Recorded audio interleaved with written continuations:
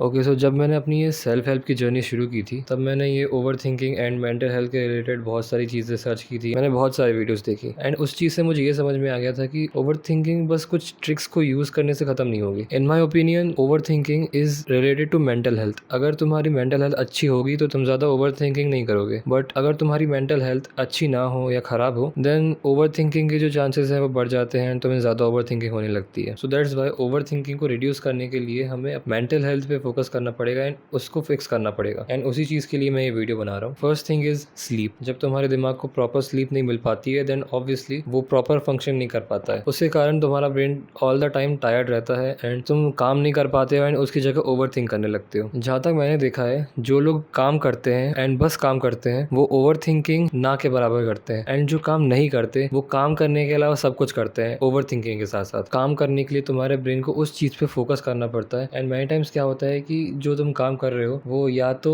तुम चाहते हो करना लेकिन कर नहीं पा रहे हो due to many reasons and कुछ केसेस में क्या होता है कि जो तुम काम कर रहे हो वो तुम नहीं करना चाहते हो and you are force to do that. So first of all you have to fix that. Sleep के ऊपर आते हैं। First of all you have to sleep enough. कुछ लोगों को लगता है कि 3 से 4 या 5 घंटे की स्लीप काफी रहती है उनके लिए। That is not true. काफी लोग बस 6, 7 कभी कभी तो 5 घंटे सोते हैं, वो भी इरेगुलर स्लीप शेड्यूल के साथ। कभी 2 बजे सो गए, कभी 12 बजे, कभी 10 बजे, कभी सो ही नहीं रात भर, कभी दिन में सो रहे हैं। तो उसके लिए तो तुम्हें अपनी स्लीप शेड्यूल को फिक्स करना पड़ेगा। तो उसके लिए एक टाइम सेट करो और उसी टाइम में हर दिन सोने की कोशिश करो। बस कुछ टाइम लगेगा तुम्हें एडजस्ट करने में, then you are good to go. Also sleep timing matters and तुम्हें कोशिश करनी है कि तुम एटलीस्ट 8 घंटे तो सो। Next thing is either you are not exercising और you are exercising too much. जब तुम एक्सरसाइज नहीं करते तब तो ऑब्वियसली तुम्हारा ब्रेन उतना एक्टिव नहीं रहता एंड जब तुम ओवरली एक्सरसाइज करते हो देन तुम्हारे दिमाग में स्ट्रेस ज्यादा रिलीज होने लगता है। उसके कारण तुम्हारी एंजाइटी भी बढ़ती है एंड जितने तुम एंग्शियस होते हो उतना तुम ओवर थिंक करते हो। इसमें मैं एक चीज एक और ऐड करना चाहूंगा, diet. Most of the Indian diet is carbohydrate rich. Carbohydrates तुम्हें एनर्जी देने का काम करती है ताकि तुम अपने बॉडी को चला पाओ। अब मेजरली लोग फिजिकल एक्टिविटी नहीं करते हैं and that is the biggest drawback of this diet. जब तुम मोस्टली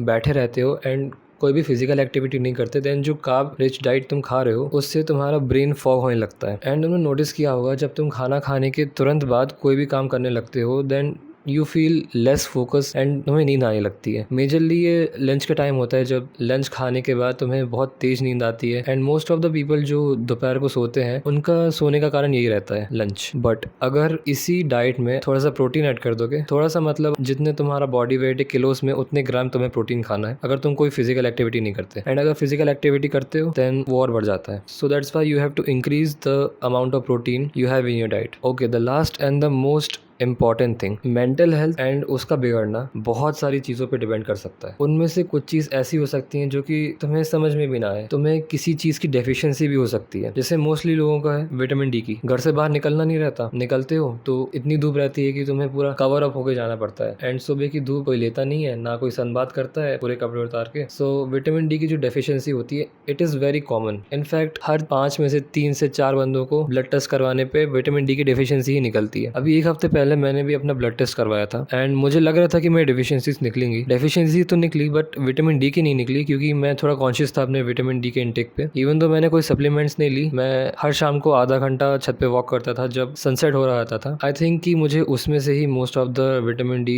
जो है वो मिल जाता है। बट सप्लीमेंटेशन इज नेसेसरी क्योंकि हर किसी के पास इतना टाइम नहीं रहता, हर कोई इतना टाइम अपने शेड्यूल से निकालना अफोर्ड नहीं कर सकता। सो that's why you need supplementation and supplementation बिना ब्लड टेस्ट के लेना एक ऐसी चीज़ है जो कि एडवाइजेबल नहीं है। So you have to get a blood test. अब ब्लड टेस्ट कौन सा? Full body. अब फुल बॉडी में भी बहुत सारे होते हैं लेकिन जो बेसिक कहीं पे भी तुम जाओगे डॉक्टर के यहाँ पे क्लिनिक वगैरह में या हॉस्पिटल में तो उनसे vitamin D, B12, iron profile and basic full body blood test, इन चीज़ के लिए बोलना एंड वो 1 से 2,000 के आसपास मिल जाएगा depending on the area of course. Okay, so this was the video. I hope you learn something new and अगर तुम्हें भी ओवर थिंकिंग की प्रॉब्लम है तो इनमें से कुछ टिप्स तो तुम्हें ज़रूर हेल्प करेंगी। मुझे भी की थी जब मुझे 2-3 साल पहले बहुत ज़्यादा ओवर थिंकिंग होती थी। ओवर थिंकिंग मुझे अभी भी है लेकिन उतनी नहीं है जितनी पहले हुआ करती थी। कभी कभी होता है लेकिन अगर तुम फ्रीक्वेंटली इतना ओवर थिंक करते हो कि तुम सो नहीं पा रहे हो या कोई सी भी कन्वर्सेशन होल्ड नहीं कर पा रहे हो, बात करते करते बीच में ही तुम जोन आउट हो जाते हो, then you have to fix this. Alright then, see you in the next video.